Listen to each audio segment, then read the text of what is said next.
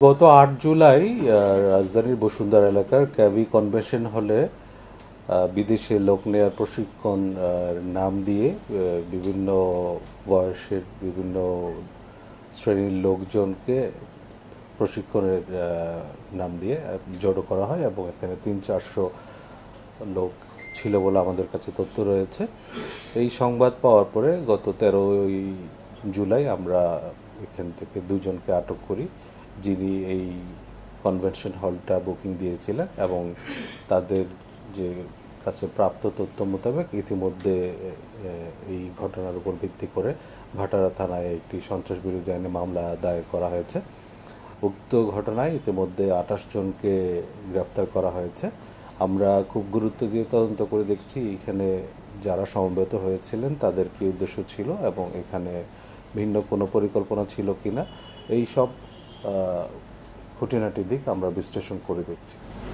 জাফরিনকে গতকাল কোথা থেকে আপনারা গ্রেফতার করেছেন এবং রিমান্ড চাওয়া হবে কিনা, প্রাথমিক জিজ্ঞাসাবাদে সে কি কি স্বীকার করেছে, এটার সাথে তার সংশ্লিষ্টতা কতটুকু ছিল? গতকাল আমরা সুমাইয়া জাফরিন নামক এক নারীকে এই ঘটনায় সংশ্লিষ্টতার অভিযোগে হেফাজতে নিয়েছি এবং তাকে ইতিমধ্যে আদালতে প্রেরণ করা হয়েছে। আমরা তার সাথে বিস্তারিত কথা বলে বিশদ জিজ্ঞাসাবাদে হয়তো তার সংশ্লিষ্টতা এবং অন্যান্য বিষয়গুলো জানার চেষ্টা করব।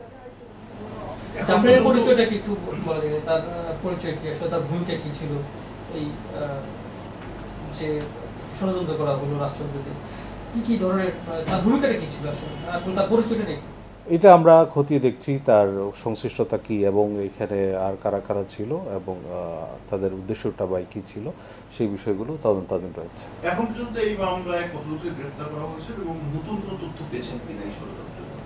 এখন পর্যন্ত এই মামলায় ২৮ জনকে গ্রেফতার করা হয়েছে। মানে বিস্তারিত যাদেরকে গ্রেফতার করেছে তাদেরকে জিজ্ঞাসাবাদের পরে কোনো নতুন কোনো তথ্য আসলে পেয়েছেন?